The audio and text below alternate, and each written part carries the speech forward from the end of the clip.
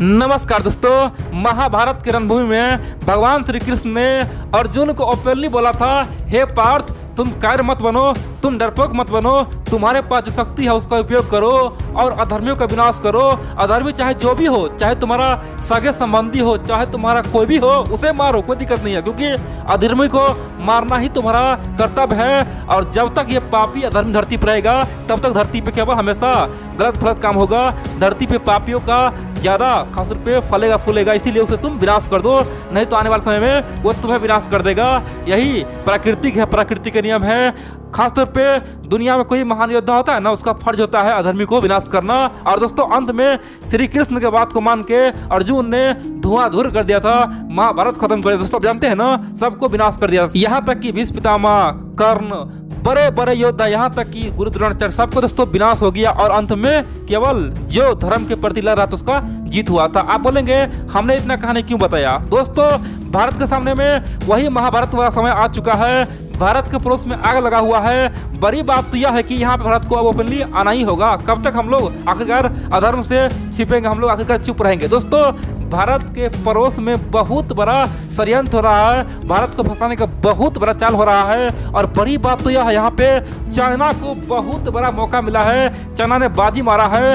अगर यहाँ से हम लोग कुछ नहीं कर पाएंगे ना, तो देखेंगे हमारे पड़ोस में एक पाकिस्तान और खुल जाएगा। दोस्तों जिस प्रकार से हमारे पड़ोस में पाकिस्तान है ना, वही हाल अब आने वाले समय में म्यांमार का होने वाला है। दोस्तों वहाँ के लोगों पे जो अत्याचार हो रहा है ना, आपको जान के आश्चर्य बोलेंगे भाई ये क्या हो रहा है। दोस्तों बहुत कुछ हुआ है और बड़ी बात तो यह है, म्यांमार के सेना उल्टा दोस्तों भारत को धमकी दे रहा है। म्यांमार की सेना ने उल्टा भारतीय सैनिक को चेतावनी दिया है, भारत सरकार को चेतावनी दिया है। ये दुनिया के लिए हैरान की बात है, आखिरकार म्यांमार ये क्या कर बैठा? आखिरकार चीन के भरोसे भारत से पंगा क्यों ले रहा है? दोस्तों बहुत कुछ आप लोग पूरा खबर देखिए और समझिए आखिरकार हुआ क्या है। देखिए अब जानते हैं दुनिया में सबसे अधिक क्रूर और तनसा सैनिक कौन है? वो है चाइना का सैनिक। दोस्तों चीन के लोग आज भी अपने सैनिक को गाली देता है, कहीं भी बात करता है अपने सैनिक के खिलाफ दोस्तों बात करता है, उसे केवल गाली देता है, बोलता है कि ये कितना निकम्मा है, ये तो अपने लोग को ही मारता है, ये धरती का बोझ है, आखिरकार हम लोग कम्युनिज्म से कब आजाद होंगे? दोस्तों चीन में ये बच्चे के मन में भावना है, जिस प्रकार से हम लोगों के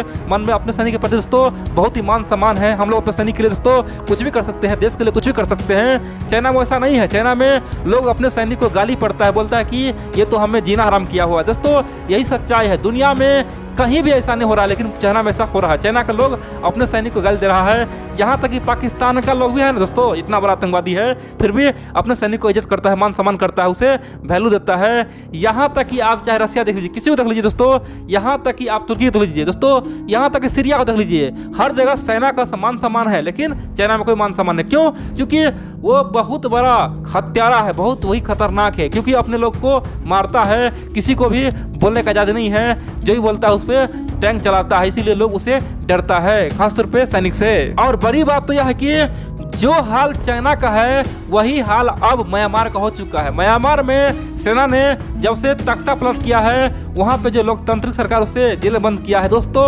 आम लोग अब जग चुका है, उनका कहना है कि मरेंगे या मारेंगे, लेकिन हम लोकतंत्र लेकर रहेंगे, आज़ादी लेकर रहेंगे। आखिरकार सेना ने हमें जबरदस्ती दबाने की कोशिश किया है। और बड़ी बात तो यह है दोस्तों, वहाँ के जो आज बच्चे बुजुर्ग सब आज ओपनली चीन पे आरोप लगा रहा, बोल रहा है कि ये जो हुआ है ये चीन के इशारों पे हुआ है। और सेम टू सेम चाइना वाला काम यहाँ पे हो रहा है। जिस प्रकार से चाइना ने अपने हजारों लोगों को टैंक से उड़ाया है, जो भी लोग खासतौर पे आंदोलन करता है, जो लोग लोकतंत्र मांगता है, जो लोग चीन सरकार के खिलाफ बोलता है, जो लोग सेना के खिलाफ बोलता है, उससे क्या होता है? उस पर टैंक चलाता है, गोले बारूद से हत्या करता है, उस पर बम छोड़ता है। तो म्यांमार के लोगों का कहना है कि वही हाल आज मेरा हो चुका है, हम लोगों को प्रदर्शन करने से रोक रहा है, हमारा अधिकार छीन लिया गया है, हम लोग कोई भी खासतौर पे सेना के खिलाफ बोलते हैं तो हम पे गोली चलाता है। और दोस्तों जब से म्यांमार में तख्ता पलट हुआ है तब से लेकर कम से कम 60 से लेकर 70 आदमी मारा गया है। दोस्तों 60 से लेकर 70 आदमी मारा गया है। कैसे? दोस्तों यहाँ पे कोई भागदौड़ नहीं हुआ है, वहाँ पे कोई सुनामी नहीं आया है, कोई भूकंप नहीं आया है, वहाँ पे सेना ने अपने लोगों को गोली मारा है, जो मैदान में आता उसे गोली मारता, जो खासतौर पे सेना के खिलाफ बोला उसे गोली मार। दोस्तों ये हाल हो चुका है ना, पूरे दुनिया आज निंदा कर रहा है, बोल रहा है कि आखिरकार म्यांमार को ये क्या हो गया है, म्यांमार आखिरकार क्यों इस प्रकार लोगों को मार रहा है, कर अपने लोगों को ही क्यों मार रहा है। क्योंकि दोस्तों आमतौर पर देखा जाता है कोई भी सेना अपने लोग को नहीं मारता है, सेना केवल दुश्मन पर हमला करता है। यही इतिहास है दोस्तों, इतिहास में कहीं पर लीजिए सेना कभी भी अपने लोग पे हमला नहीं करता है, क्योंकि सेना का काम होता है देश को बचाना। लेकिन यहाँ पे सेना अपने लोग को गोली मार रहा है, ये बहुत ही चौंकाने वाली बात है। और बड़ी बात तो यह है, हाल ही में म्यांमार से कम 50 से अधिक लोग भारत में भाग के आए दोस्तों, खासतौर पे म्यांमार से भारत में घुस चुका है। बड़ी बात तो यह है दोस्तों, म्यांमार में कम से कम 20 से अधिक पुलिस वाला भी भारत आ चुका है। आप बोलेंगे भाई पुलिस क्यों आ रहा है, क्या कारण है? देखिए पुलिस का की बात करना है, उनका कहना है कि भाई ये हमसे नहीं होगा। म्यांमार सरकार तो जेल में है, म्यांमार का सेना के हाथ में कब्जा है, पूरी सत्ता है। तो बड़ी बात तो यह है कि म्यांमार सेना हमें आदेश दिया है कि लोगों पे गोली चलाओ, जो खासतौर पर आंदोलन करता है उससे मार दो। लेकिन यह हमसे हो नहीं पाएगा, हम आखिरकार अपने लोग कैसे मारे?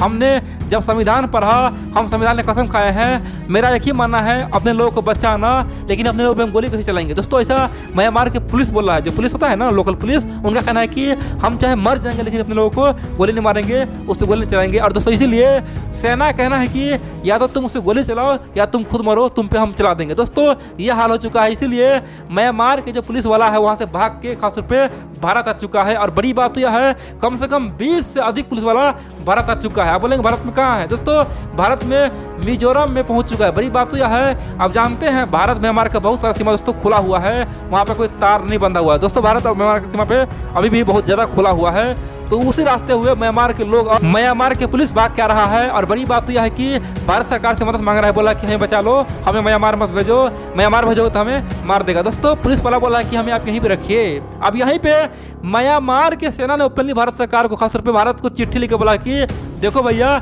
जितना भी हमारा सेना भाग भाग के इंडिया गया हुआ है, भारत गया हुआ है, सबको आप प्यार से हमारे सौंप दो, हमारे यहाँ भेज दो, हमारे हाथ दे दो, हम उसे सबक सिखा देंगे। आखिरकार उसने भागा क्यों? दोस्तों भारत सरकार को पहले बोला है कि आपको अगर हमसे संबंध बढ़िया रखना है, भारत और म्यांमार का संबंध अच्छा रखना है, तो आप सबसे पहले हमारा पुलिस को सौंपिए, नहीं तो आने वाले समय में बहुत कुछ होगा। दोस्तों म्यांमार का साफ कहना है कि अब हम चीन के रास्ते जा चुके हैं, चीन जो करेगा वही करेंगे, तनाशाह बन चुके हैं। और बड़ी बात तो यह है दोस्तों, म्यांमार के इस खासतौर पे चिट्ठी से भारत के लोगों को भी गुस्सा आ गया है। आखिरकार वहाँ पे ऑलरेडी तनाशाही हो रहा है। दूसरी ओर जहाँ म्यांमार के सैनिक को भारत सरकार से अनुरोध करना चाहिए था, रिक्वेस्ट करना चाहिए था, वहाँ पे म्यांमार के सेना भारत सरकार को आंख दिखा रहा है, उसे चेतावनी दे रहा है, बोला कि हमारे पुलिस को भेजो। दोस्तों वो अपने पैर में कुल्हाड़ी मार रहा है। बड़ी बात तो यह है कि आने वाले समय में म्यांमार पे बड़ा प्रतिबंध लगेगा, बड़ा एक्शन होने का तैयारी चल रहा है। क्योंकि दोस्तों हाल ही में भारत ने यूएन में ओपनली बोला था कि हम म्यांमार में लोकतंत्र चाहते हैं, वहाँ पे शांतिपूर्वक फिर से लोकतंत्र आ जाए, वहाँ पे लोकतंत्र बहाल हो जाए।